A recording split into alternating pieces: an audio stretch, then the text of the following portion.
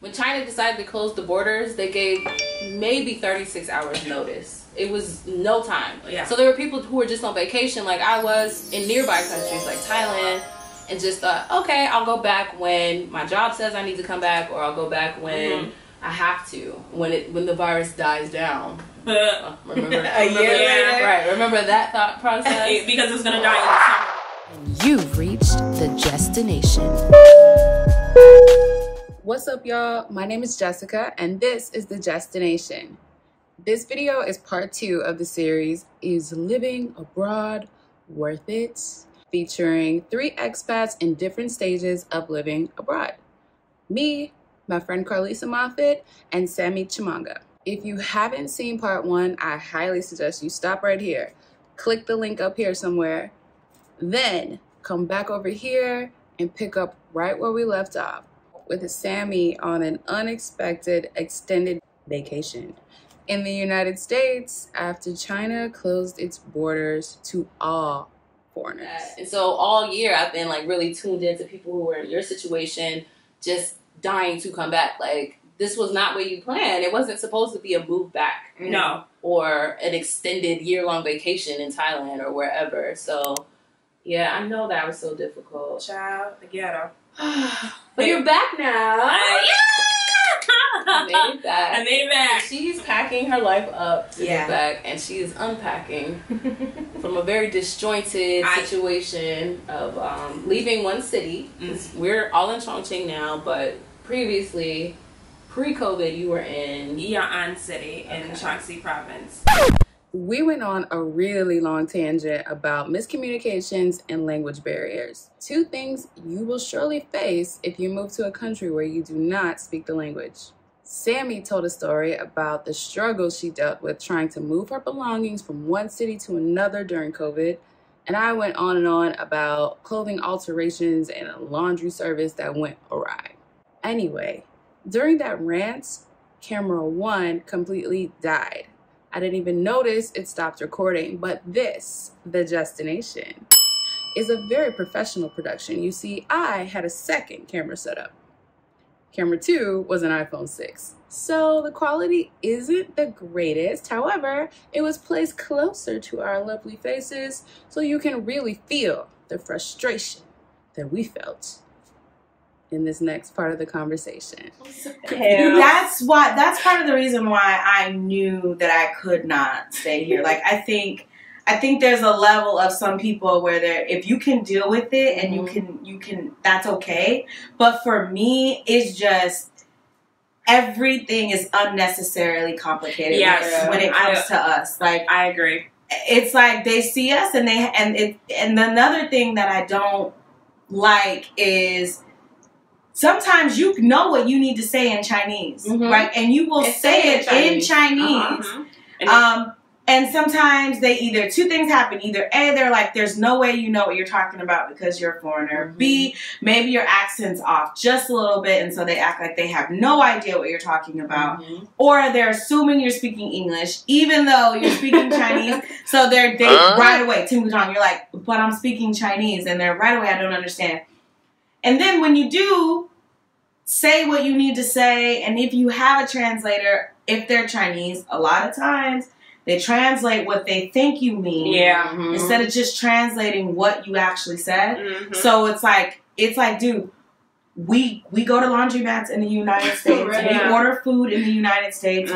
We have delivery in the United States. We know what we mean to say. Just do what I ask. Like, don't do what you think. Don't do what you think. I'm not for me. I'm not a dumb foreigner like that doesn't know what I want. And that is where, for me personally, that got old very quickly. And so it is super frustrating. Things like I keep saying this, like, things are either so easy, like, or extremely ridiculously complicated for no reason. It's crazy. Yeah. Not to mention, like, after you've been here a while, I think after you've been here, you were saying it feels like we've been here for so long, and that's too because the expat community changes like every 3 or 4 months. New people are coming in, new people are leaving. Like, just like I just met Sammy a month ago, 4 weeks ago, and I'm leaving in 2 weeks. So the community keeps changing. So of course, when new people are coming in, you really feel like a vet. Yeah. Because you know so much more than they have because you got a lot of on-the-job training. And so that's frustrating too after you've been here and you even something as simple as going to pay and they're like, we only take, and I'm like, I have it. Relax. I know how to pay for my groceries, sir. You know, it's like I've been here. I know what I'm doing. So they go get the person that speaks the best English in the whole store. They just assume you don't know what they assumed you don't know what you want or you're not going to be able to speak to them. I'm like, sir, I order the same thing every single day. I know how to get what I need to get in Chinese. I know how to order what I want to order in Chinese, and I know how to get home. Those are the main things. Hello? So I don't need you to go fight, but they just assume so much. Yeah. But on the flip side, we were talking about this the other day, how like once you establish some sort of relationship with people, you frequent the same places, they really look out for you. For sure. For sure. I will agree. I will agree. Like even I just moved back, but the lady at the little convenience store that I go to, like on my way to school, I'll drop in and get something, or on my way back, I'll grab. Like now she knows, and she just like every time she sees me, she gives me a wave. But then she'll have some people come in and they're just like this, and she.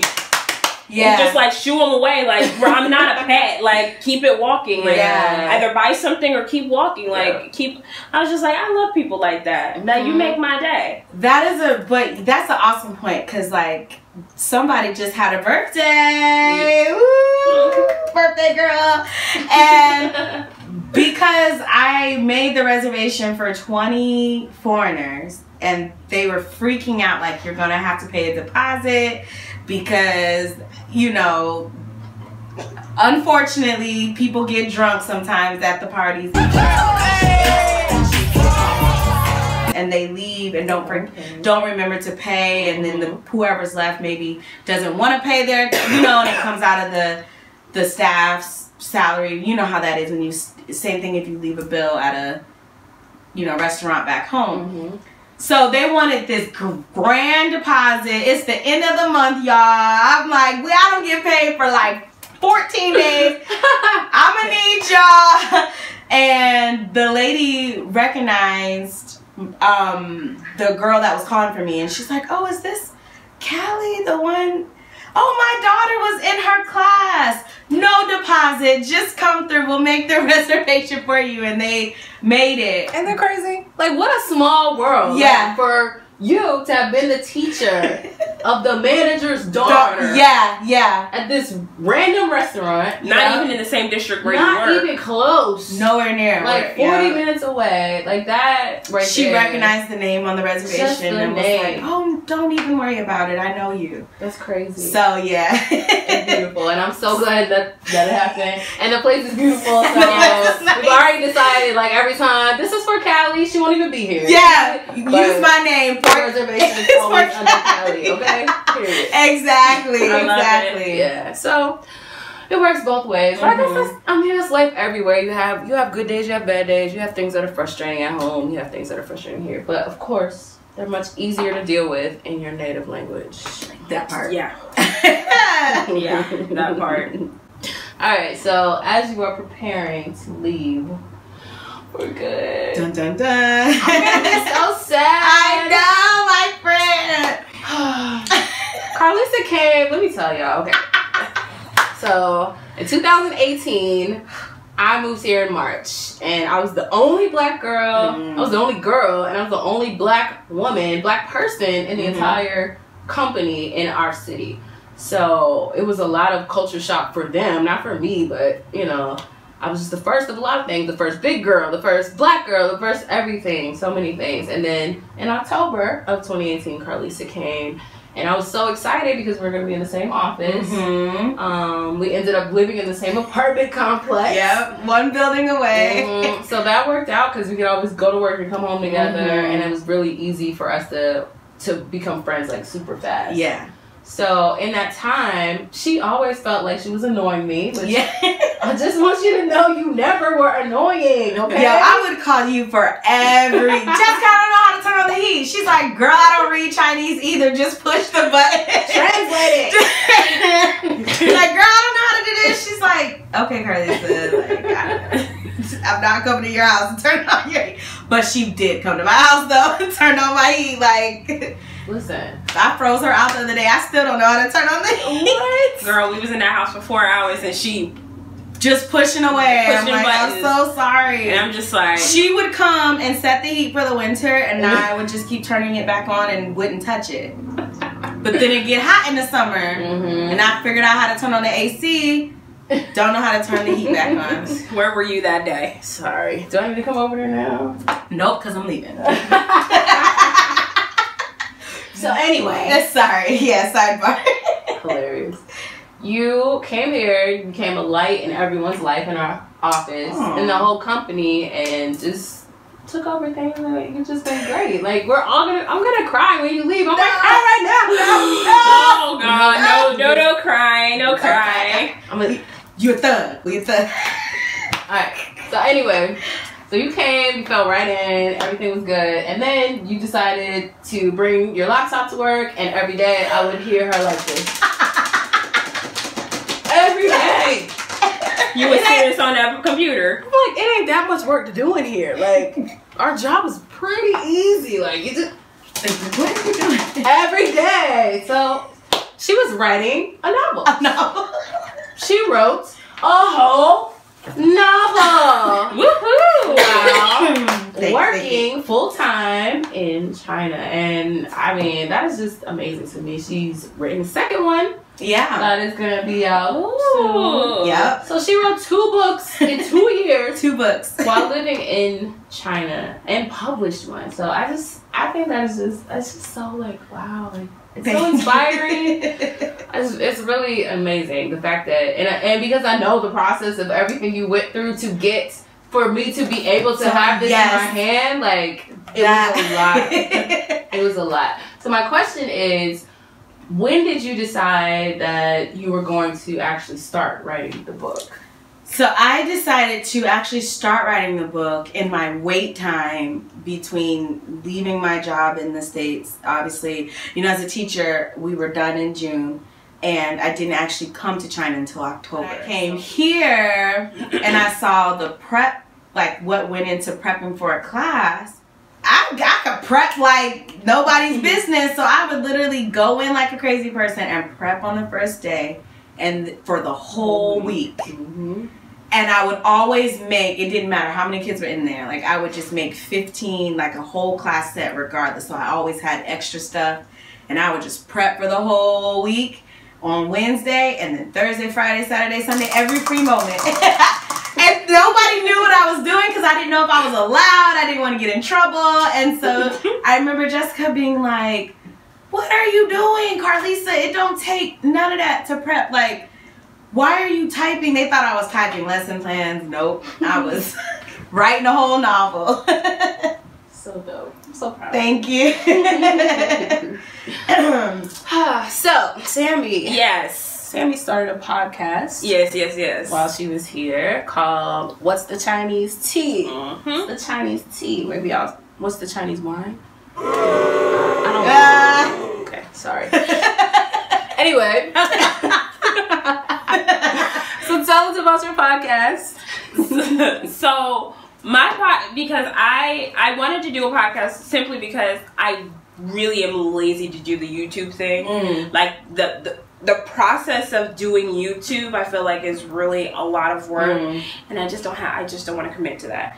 Recording a podcast is super easy. Like, I can do it from anywhere. I don't have to be beat to the gods. Like, I can literally be butt naked in a towel and record. Right. So that's why I was like, oh, I went the podcast route. So I started the podcast simply because I wanted to have some mementos, I think that's the word, of my time here, but also to give people like an insider perspective, because I feel like we can all attest to this. Coming to China, before coming to China, we had an idea of what we were getting into. None of it matched. And no, absolutely not. Like, like we had an idea. Like, China was like that mysterious known country. Yeah. Like, it's just like you don't really know what's going on, but you know what's going on. And then so I kind of wanted to give just like that insider perspective.